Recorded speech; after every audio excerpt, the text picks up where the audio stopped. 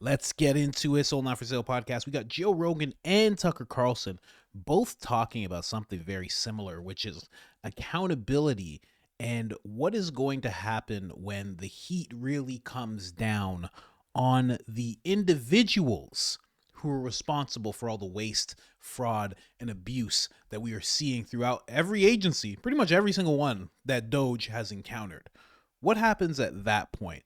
Joe Rogan talks about, people are going to start getting arrested. Tucker Carlson has a different idea, and he starts asking the question, how dangerous are these people going to start getting once they realize that's the path that they're heading down? Let's get into it with the Joe Rogan clip first. Then after those two clips, we're going to talk a little bit about the Pentagon and their audit and what Pete Hegseth has to say about the whole thing. President Trump. I mean, can you take a more wrong guy in the auspices and the opinion of presidential and everything? And he learned a lot during his first term. I mean, this was a turnaround of epic proportion. That, and I know what's the biggest political comeback in the history of the world. It'll be in the history books. The show will be a part of that.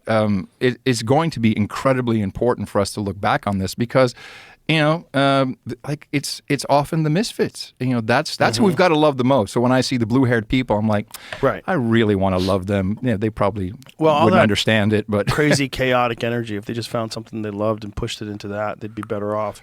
But it's like what damaged them up into that point. Like what kind of a life did they live that left them in this place where they're 35 years old, weeping in front of a city council meeting?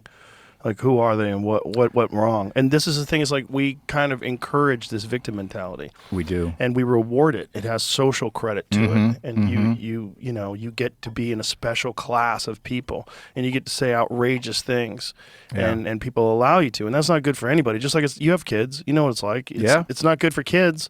Like you got to tell them like, well, that's not real. Yeah. You can't do that. That's not yours. Like there's things that you have to learn. And if you reward victim mentality, then people look to become victims.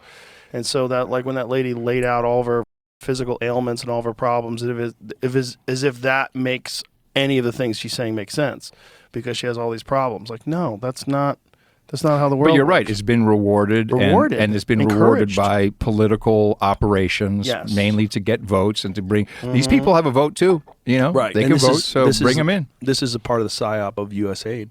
And the psyop of just the government in general, these control structures that are essentially put in place to make sure that they remain in power. Do you know John Perkins? Yes. Have you ever had him on? No, I have not. Oh, man, because he wrote about this, Economic hitman. Yeah, Confession of Economic Hitman. Wow. I mean, basically, USAID, that's what they do, but also State Department. So, Marco Rubio seems like a good guy. I'm kind of liking him, but they've got intelligence units inside there. There's all kinds of things that happen with State Department. So I hope that also gets uncovered. Well, Mike Benz was explaining yesterday. I was like, this seems so intertwined. Like, how are you going to, what can be done in 4 years? He goes, no, this is going to take 50 years, more. He's like, that may be true. It's going to take forever to unwind. Because you have to understand how deep these tentacles go. And he laid it out in 4.5 hours yesterday. Wow. I probably talked for 3 minutes for the whole podcast. I'm not kidding. It was just with Mike. You got to can I get the transcript of the show and go over it slowly because he goes fast. Well, he goes fast. The thing that will happen is viral clips of specific things that he highlights and says that are very significant are going to go out. And those are already out, and I'm sure they're all over X right now as we're speaking. And I love that. Doge is. I was skeptical because we heard this during the Reagan administration. Reagan wasn't going to do all this. He was going to make government efficient, and of course, it didn't.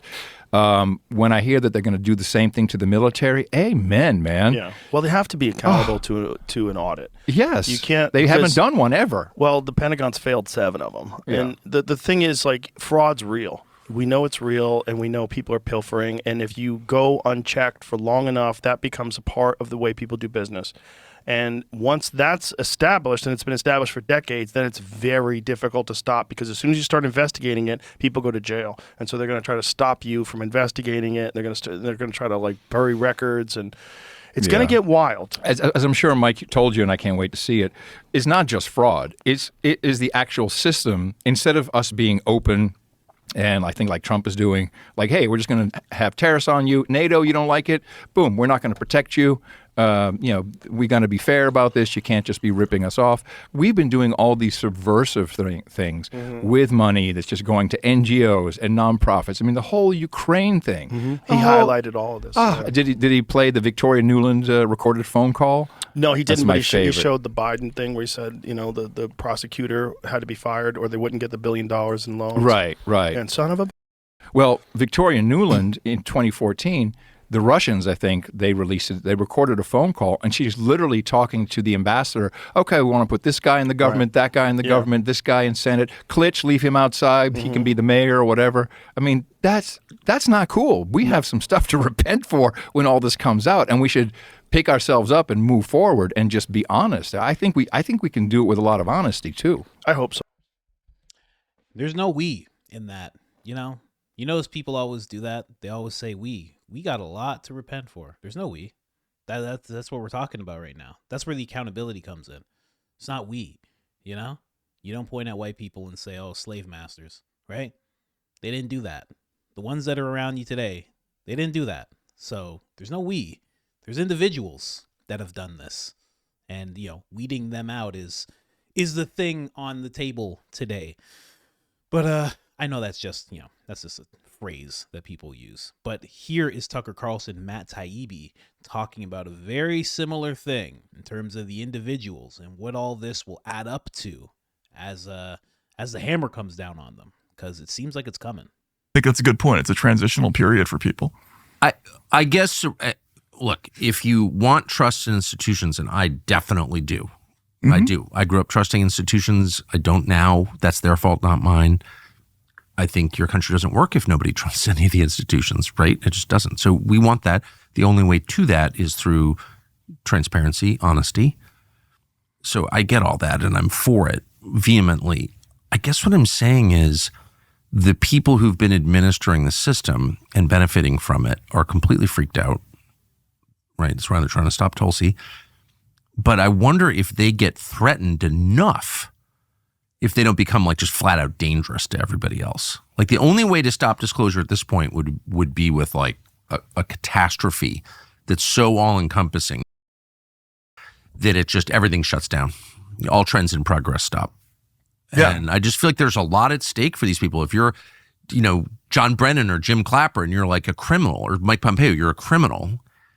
That's my opinion, but I think they're obviously criminals. You've got a lot to lose. Absolutely. Yeah. Yeah. And people in the intelligence agencies whose names are not known to the public, they're about to be. Exactly. And, that we don't know what that's going to result in, what impact that's going to have. Well, so this was my thinking about, the period between the election and the inauguration this week. I think that's one of the reasons that Tony Blinken was pushing so hard for a real war, trying to kill Putin, for example, which the Biden administration did. They tried to kill Putin. Really? Yes, they did. Wow. Which is insane. If okay, so who takes over Russia?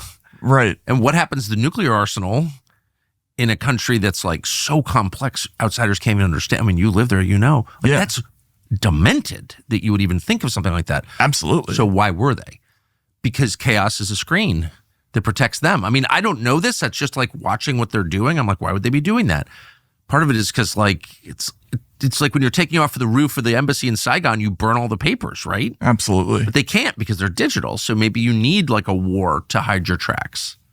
Or to keep the public's attention. That's what I mean. Elsewhere. Same right. thing, Yeah, yes. exactly. I had the same fears, and that was part of my thinking when they started, approving the firing of American missiles into Russian territory and British missiles and French missiles. I'm like, why would you do, what possible reason would there be to do this? You're not really going to make any military gains by doing this.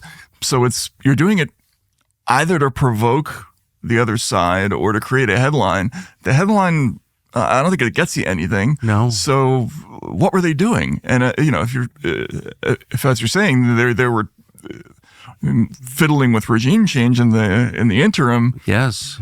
Yeah, I think that was a fear that a lot of people had. I didn't think that frankly, that Trump would become president. I thought for a variety of different reasons, I don't know exactly what could have happened to stop that, but it was hard for me to accept that it did happen. I was sitting first. about 6 feet away, and I just thought, wow, I can't believe this is actually happening. Right. Yeah. Up until the second he said the oath, I was like, man, you just get superstitious or paranoid or whatever it is, having seen all this stuff.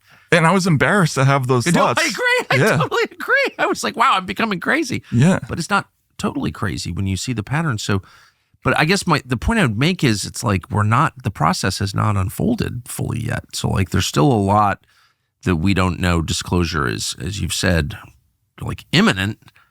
And that sets up an incentive for the people being exposed to do something really crazy. It does, but I think the moment is past. Good. For the real, like there was a moment where they could have installed, a European style regime to stop misinformation. This is the new trend, right? Remember the hurricanes happened and immediately FEMA's talking about setting up an anti-misinformation center, right? It just happened in California. So fucking crazy. Right? I mean, the fact that Gavin Newsom had time to try to come up with a state bureau for protecting my reputation. But they could really have done that. They could have basically put a net over everything with. I mean, that's the thing that's scary about the European situation is they already have that massive infrastructure in place to completely control the flow of information, what people see, what people don't see. They can punish people who step out of line.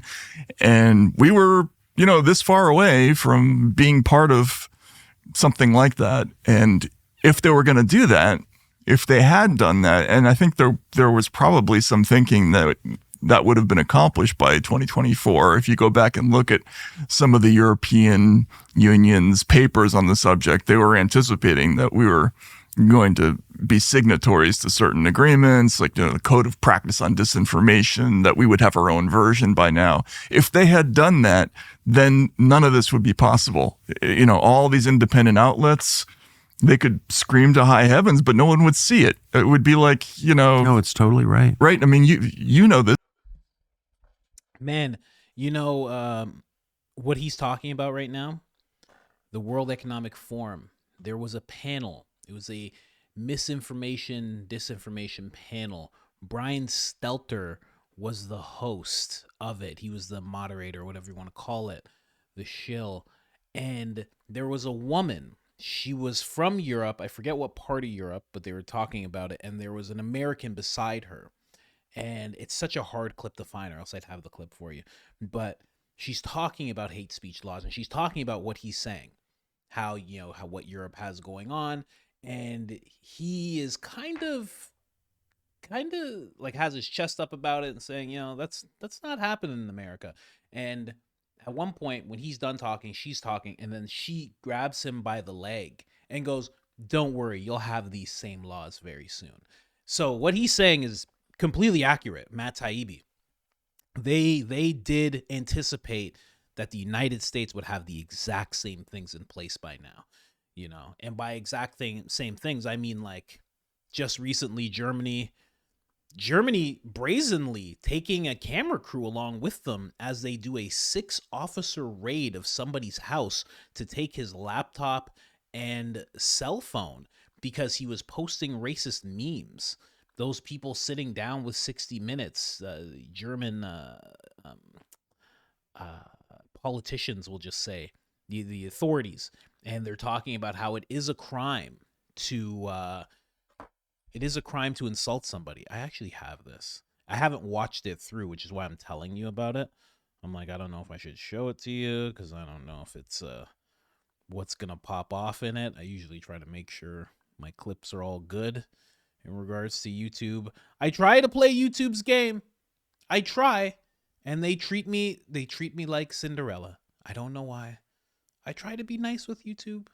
I don't swear. When's the last time you guys heard me swear? I don't let it fly. but they still kick me when I'm down. They still do what they do. Here's a couple of clips. Let me pull this one up. Let me see what it is. Is this the one?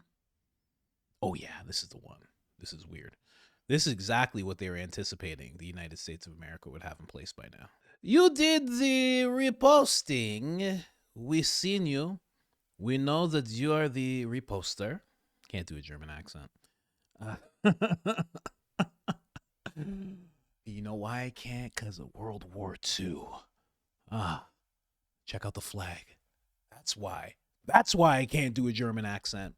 One time I was reading a comment. I was watching a post, and somebody commented, and they were saying, they're like, what makes, I forget what the post was about, but somebody said, what makes America the police? Like, since when is America the grammar police? And somebody wrote below them, they're like, since World War II.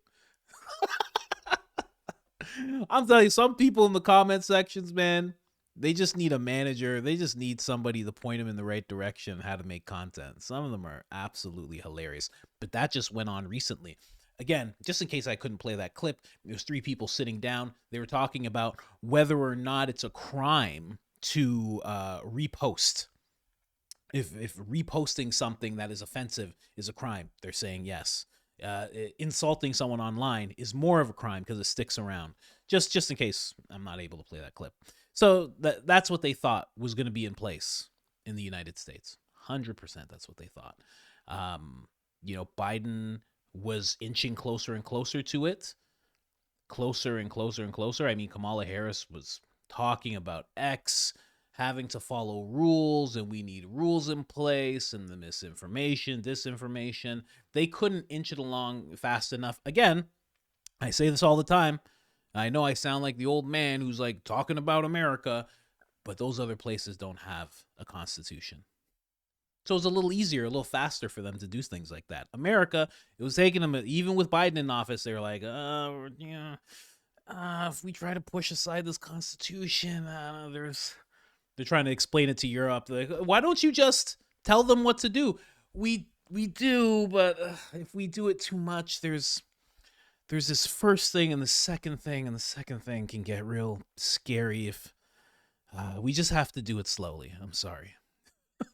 They all have firearms. I can't explain it to you. It's just the way it is. But thank God for that, honestly. And then when Trump came around, and Trump also derailed it his first term, he derailed it heavily. If you ever see his World Economic Forum speech that he gives in his first term, he's basically giving the middle finger to the whole place.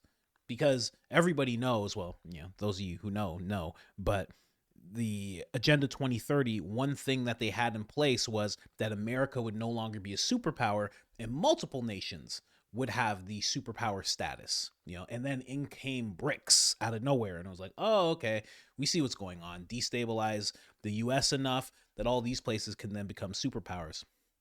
Trump went in on his World Economic Forum speech, and he was like, he was just talking. He's just like, America is stronger than ever.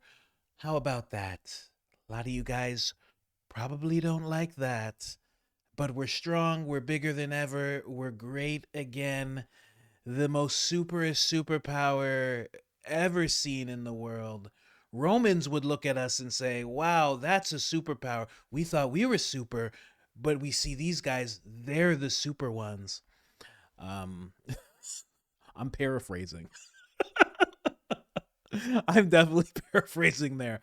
And then you see his second appearance in the World Economic Forum, same thing. Trump has massively derailed that, and thank God for it, honestly. But that's just what he was talking about there. Guys, sorry to interrupt the video. You know I don't like to do that, but I just had to let you know that there is another channel that I have. Okay, we have 255 videos, and this is where we break away from the Joe Rogan content. We are covering breaking news. We are covering just things that are going on, culture war stuff, woke nonsense, all sorts of stuff like that. So for those of you who have been asking, hey, what's with the big focus on Joe Rogan? Here it is. This is where we break away from the Joe Rogan content. Coach Colin Media, link in the description. Let's get back to the video. Let's get into the Pentagon a little bit here. Trump just to give you backstory, timeline, this is when Trump was first asked about the whole Pentagon audit. This is February 9th.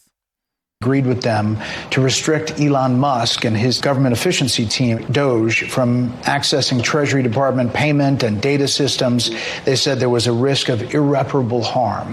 What do you make of that? And does that slow you down on what you want to do? No, I disagree with it 100%. I think it's crazy. And we have to solve the efficiency problem. We have to solve the fraud, waste, abuse, all the things that have gone in the government. You take a look at the USAID, the kind of fraud in there, that and you found the money's significant going. things. Well, we're talking about hundreds of millions of dollars of money that's going to places where it shouldn't be going, where if I read a list, you'd say this is ridiculous, and you've read the same lists, and there are many that you haven't even seen. It's crazy. It's a big scam. Now, there's some good money, and we can do that through any one of a number. I think I'd rather give it to Marco Rubio over at the State Department. Let him take care of the few good ones. So I don't know if it's kickbacks or what's going on, but the people, look, I ran on this, and the people want me to find it.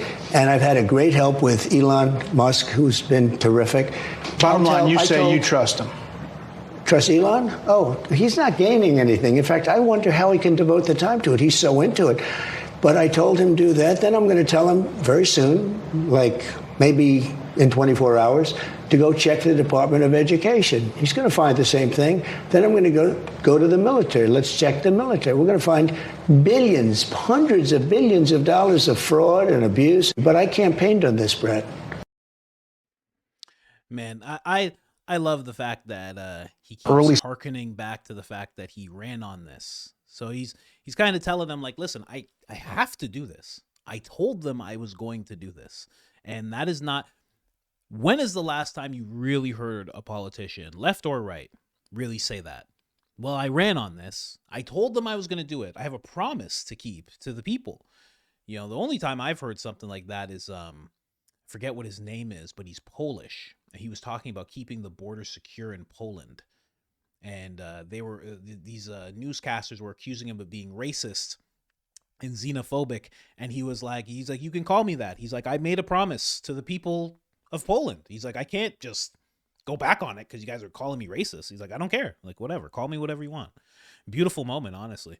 This is Pete Hegseth. Days later, when he's being told about this, and obviously it was probably through the grapevine, but publicly being told about this whole audit situation and how he reacted to it. You've talked about wanting to welcome Elon Musk and Doge into the Pentagon potentially in the next few weeks. Do you expect him to start unilaterally cutting programs and contracts the way he's done at USAID and other agencies? And are there any limits or supervision you'd want to place on his team given his conflicts of interest with the Pentagon? Well, we've been in touch with, I've been in touch with Elon Musk, who's a great patriot, interested in advancing the America First agenda, knows that President Trump got 77 million votes and a mandate from the American people, and part of that is bringing actual business-like efficiency to government, hence what Doge is doing. We've been talking to them in partnership with them, and as I said on social media, we welcome Doge to the Pentagon. And I hope to welcome Elon to the Pentagon very soon, and his team, working in collaboration with us. There are waste, redundancies, and headcounts in headquarters that need to be addressed. There's just no doubt. Look at a lot of the climate programs that have been pursued at the Defense Department. The Defense Department is not in the business of climate change, solving the global thermostat. We're in the business of deterring and winning wars. So things like that we want to look for to find efficiencies, and many others, the way we acquire weapon system, procurement. There's plenty of places where we want the keen eye of Doge, but we'll do it in coordination. We're not going to do things that are to the detriment of American operational or tactical capabilities. President Trump is committed to delivering the best possible military. The Defense Department is not USAID. USAID's got a lot of problems that I talked about with the troops, pursuing globalist agendas that don't have a connection to America first. That's not the Defense Department, but we're also not perfect either. So where we can find billions of dollars, and he's right to say billions, inside the Defense Department, every dollar we save there is a dollar that goes to warfighters, and that's good for the American people. So that's Pete welcoming Doge, completely welcoming it. And, you know, you start to see there's a bit of a method to what Trump's doing. Now, obviously, he couldn't do this everywhere, but there's some key places where he's put people in, RFK being one of them. it's going to be real smooth when Trump wants to say, okay, we need to have Doge go into the NIH, the FDA, I think USAID as well. I'm pretty sure. I think I'm saying that wrong. USDA. There you go. I think RFK has say over that. I'm not 100% sure, but CDC, it's going to go real smooth because RFK is going to be like, yeah, go ahead, go in, right? Right now, Pentagon, no problem. Defense, everything. It's going to be no problem. It's going to be real smooth in terms of the people who are in charge who can say, go ahead and do this. Man, but it wasn't like that with other places where you couldn't get people in. So it seems like there's a bit of a method. It seems like the biggest and most impactful places, Trump already has people in who are now running things. And I think the FBI will be the last. They've been putting it off with Kash Patel quite a bit. But I think this week is going to be the week for them to put it off. For them to put it off another week, unacceptable. And I don't care if someone on the right's doing it or someone on the left's doing it. It's time for it to happen. You know, I'm pretty sure he has the votes to secure. He's good to go. They need to get him in there. But, you know, just a very interesting method by Trump, getting those people in and then having Doge audit them and just having it be very smooth. Because USAID, I don't know if you guys know, I reported this. If you watched the show, you probably heard me say this already, but as soon as they went to go audit USAID, they were like, no. And he's like, what do you mean no? They actually had to, it's not just that they wanted to fire a bunch of people. They had to put the people on leave and bar them from their emails because they didn't know what they would do with the emails. They're like, we can't even trust you guys. The top guy resigns. We had to put the next two people below him on leave. We have to put all you guys on leave because you guys won't let us access the computers. You're trying to fight us every step of the way. So I wonder which other places are going to do that. But Pete Hegseth is not doing that. Pete Hegseth also announced, just talking about being open and willing, he's launching an investigation into Biden's god-awful withdrawal from Afghanistan. Accountability is coming. Everybody knows that they lost 13 service members in that whole debacle. It's absolutely crazy. Sad images from that whole thing. It was absolutely terrible. Now, again, amazing, right? Pete's very open. Accountability's coming. But it goes back to those questions that Joe Rogan and Tucker Carlson were asking. What happens when these people who are in these positions start to realize? Some of them will just do the kindest thing and just resign. Some have already done that. A lot of FBI's saying that they're going to do that. You know, people from all over. I think NIH, they had a bunch of people leave as well. If RFK got in, he did. They left. But what about the people who are like, no, if I leave, I'm going to jail. Well, what happens for those people? Because there's some people who know. They know what they've done. They know what wealth they've amassed. And they know if they do this investigation, this audit, they're going to know what I've done and I'm going to jail. And how dangerous will those people actually get? If at all. You know, I don't know. I don't know these people. I don't know if they'll get dangerous or anything. But, you know, just some interesting stuff Tucker Carlson brought up with the whole chaos is a screen. It's so true. You know, when I saw Blinken pushing for, basically pushing for that war with Russia, I was like, I was thinking, I'm like, oh, they're going to use this as a way to enact emergency abilities and say that there can't be an election because there's a massive hot war going on. That's what I thought they were going to do for sure. But it didn't turn out that way. So I don't know. It's interesting to see. You know, I made a video on the other channel about Samantha Power. You know, there's people connected to her. But listen, I don't know that she did anything. For all I know, she knows how to start businesses. She might be a very capable person who just knows how to start businesses and made a bunch of money. That happens. That does happen. But, you know, what if not? What happens? I don't get it. You know, I've asked the question at least like 3 times on this show. Like, you think people are going to jail? You think they're going to put someone in jail? I don't know. It's going to be See, here's the thing. I think right now they're closing places and the Democrats just have the room to be like, this is an outrage. Look at what they're doing. Elon Musk, who elected him? What the heck? They have that room. I think the second they throw someone into jail is when things get dangerous. That's what I think. That's when everything activates, you know? Like those Democrats, when they assembled in front of USAID, I would love to be charitable, and I always am when it comes to movements. I think every movement has some good-hearted, bleeding heart liberal people who are like, let's go, let's do this. I don't think they had one person who was just a legit protester in that crowd that they brought. Nope. I don't think when they did it at the Department of Education, they had one person who was like, let's protest it. I don't think they had. Nope. Nope. You know, ever since I saw that protester defending Elizabeth Warren by like pushing some independent journalist with a sign while they're all masked up, I was like, oh, you guys are just mask off. This is crazy right now. Let's move on. Doge actually posted this.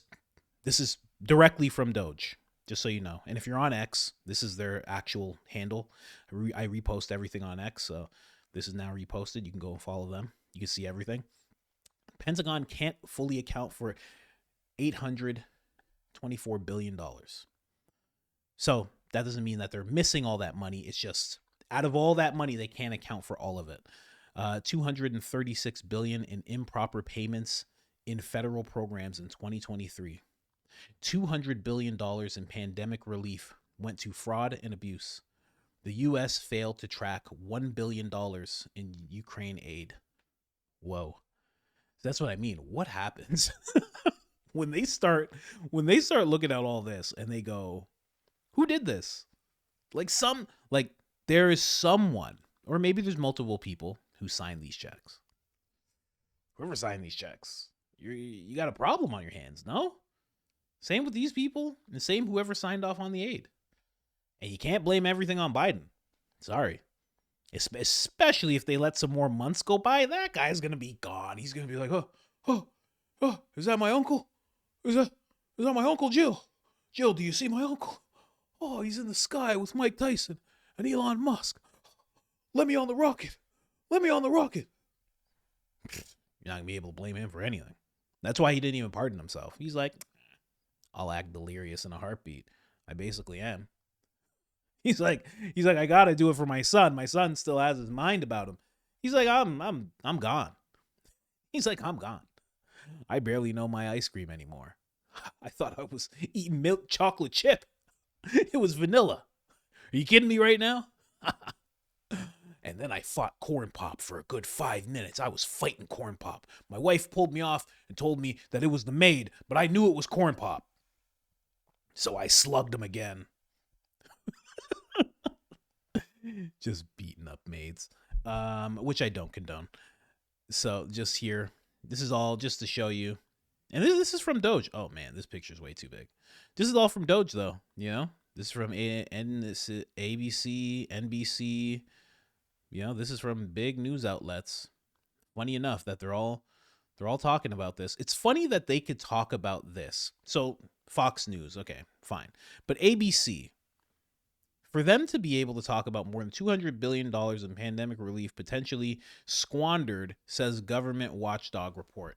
For them to make an article like that, to write an article like that, but then at the same time have their anchors call Elon Musk this unelected person who's abusing his power, who's trying to seize power, for them to actually take that stance, but at the same time write articles like this, it's so odd. Like it doesn't correlate properly, you know? You know, another mainstream media outlet, you know, $236 billion in improper federal payments in 2023 says GAO, right? It's like, how could you say that? How could you have someone working in your company report that and you know it's factual because they allowed it there, you know, for the most part, factual, you know, ABC, MSNBC, factual, but then also have the whole narrative of Elon Musk is just this terrible person. He's racist. If you don't know, he's a Nazi. He employed someone named Big Balls, and they're trying to seize power, and they're taking your social insurance away. Just so you guys know, how could you have somebody on your network say that and then also have somebody in your network write this? Just so weird. So weird the way they operate. Not to mention, before I go on here, Very important announcement. Big Balls, who worked for Elon Musk, he was fired. He resigned himself because of some racist comments that he made. Some not so racist, but there's off-brand comments that he made. Elon Musk brought him back. Big Balls returned to work and did such a good job that Big Balls now works at the State Department in a senior level. I'm not making that up. That is real. That is a real thing that I just told you. There is now someone with the moniker Big Balls who works at the State Department. America's back. America's back. But I think this is the biggest thing when it comes to... So right here it's saying in the federal government, the TSA field was optional for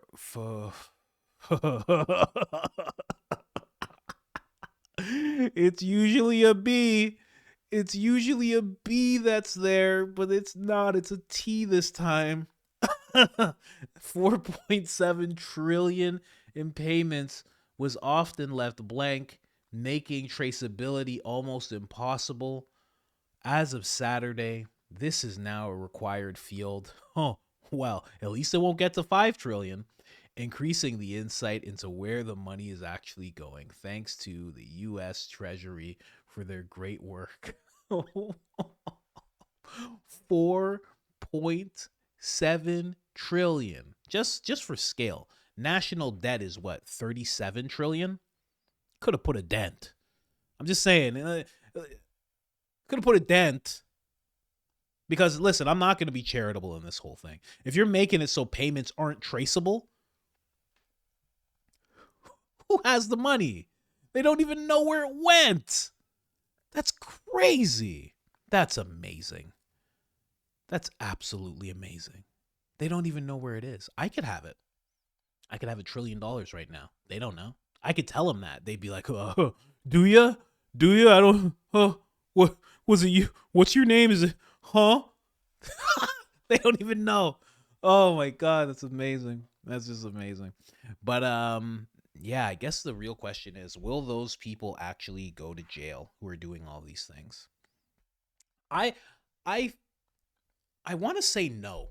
And I don't say it because like I don't want them to. I just don't. I can't see it happening. Can you see that happening? Again, not if you want it to happen. I think everybody wants it to happen because they want real accountability and, you know, just getting fired after you do some heinous stuff or take a massive amount of money. That's not enough, obviously. You should be prosecuted criminally if you engaged in criminal activity, right? But I can't see it actually happening. And I'm not undermining Trump or thinking that he doesn't have what it takes. I don't know. I've never seen that before. Have you seen that before? But I guess this is the presidency where you're seeing a lot of things you haven't seen. A lot of unveilings happening right now. So, you know, like President Trump said in regards to possibly having to take military action on the cartels, when he was asked about that, if he would do it, he said, could happen. Stranger things have happened. And he kind of just brushed off the question from there. I guess stranger things have happened. I mean, we're just talking about criminals going to jail. Why wouldn't criminals go to jail? But again, back to that question, you know, what would they do to stop that from happening? I think that's the thing to think about right now. I don't think they have control, but it's really hard to tell because we're only getting a very thin vision of, you know, they don't like the term when I use it. They hate when I use the term attack within. But obviously it's from within. I mean, isn't it proven now? Isn't this like the lab theory? Like, can't I just say that now? It's like, isn't that okay yet? Like, I don't get it. Obviously there's something happening, but we can't see all the people within. I think Kash Patel gets into power and then you start seeing a little bit more. But I mean, Trump also chose a CIA director and you haven't heard anything come out of there. I don't think Kash Patel's like that. I think he's said so much that he knows he has to deliver. But I don't know. I didn't hear anything from the agency director that they just put in. Maybe everything was on the up and up over there. I don't know. Haven't heard about anybody getting fired. Haven't heard about anybody leaving. I'd be really sad if that happened with Cash as director of the FBI. I'd be really that would be sad. You know, if he just got in and he just, you know how it works in the Matrix. They just walk up to a random guy and they say, "How are you?" And then he goes, and then he turns into a Smith Agent 2 and he goes, "I'm fine," and that's it. You know, Cash just gets in and that's it. He just gets absorbed. Whew. Everything's fine, guys. Accountability has been taken. That's it. I hope not. But what do you guys think? What do you guys think is going to happen when it comes to all of this coming down on people? I think, Joe Rogan talked about it before. There's going to be so many of them because they're all soft. You know what I mean? They're all soft. They're soft people. Not the FBI guys. I mean, some of those guys are great in regards to abilities and what they can do and what they can withstand. You know, they go through some pretty intense stuff, but a lot of them are soft. They're going to start squealing. You know, I can't wait till that happens. Once that happens, then it all falls apart. Once people start squealing, that means people are going to jail. 100%. It's going to be crazy. But again, it's funny because it is a tactic that Saul Alinsky talks about. And Saul Alinsky, if you don't know, he wrote a book called Rules for Radicals. It's like the handbook of the left right now. If you read that book, you'll be like, oh, this is everything they do.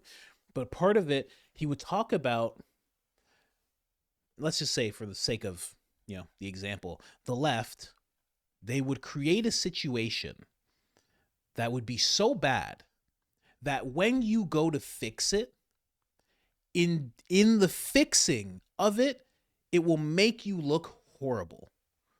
And when you go to fix it and you do look horrible, they will point at you and say, wow, look at what this guy's doing. It's like the ICE raids. Like right now, there's people in communities who see ICE raids and they go, oh my God, this is terrible.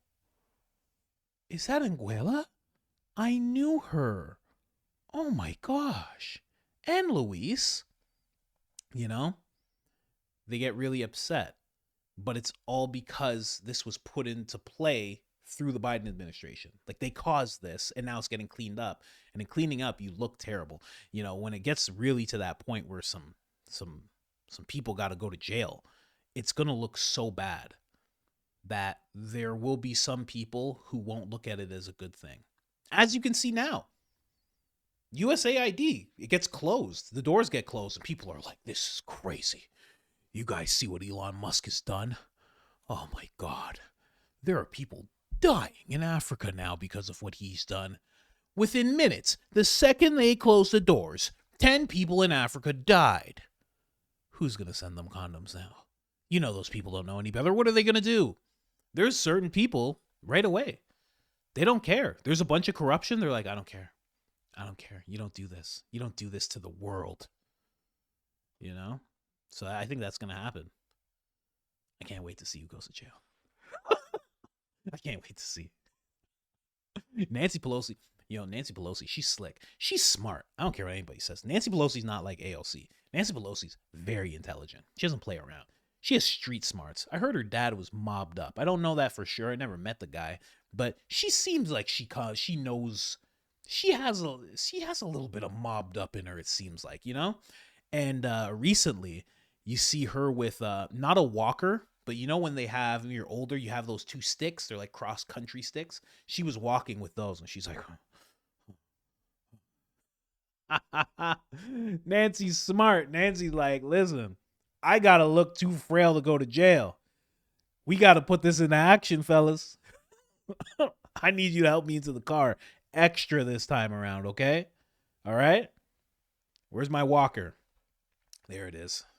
You're going to see in the next 6 months, Nancy's going to have a walker. And she's going to be like, oh. She's been real quiet, too. You see Nancy around? I haven't seen Nancy around. I saw one video of her, and she was walking with this walker thing. She was like, very smart. Biden, too. Biden's on stage like, my Vice President Trump. Not Obama. Obama's not smart enough. Obama's like, what's going on, Donnie? Oh, Jimmy Carter passed. I don't know, man. No, Michael's not here. So, what are you guys up to? How's it been? Congratulations, Mr. President. They're going to be like, that guy's strong enough to go to jail. Not that he's done anything. I'm just saying, this is jokes. But he's not playing the frail card. You know, he's walking tall still. You know, he's spry still. Nancy's like, dummy. You better get a walker quick. Too frail to go to jail. But anyways, guys, I just wanted to bring you that episode. We're at 45 minutes here. I'm sorry, guys. Like, subscribe, turn on the notifications. It helps the channel tremendously. And other than that, I'm out.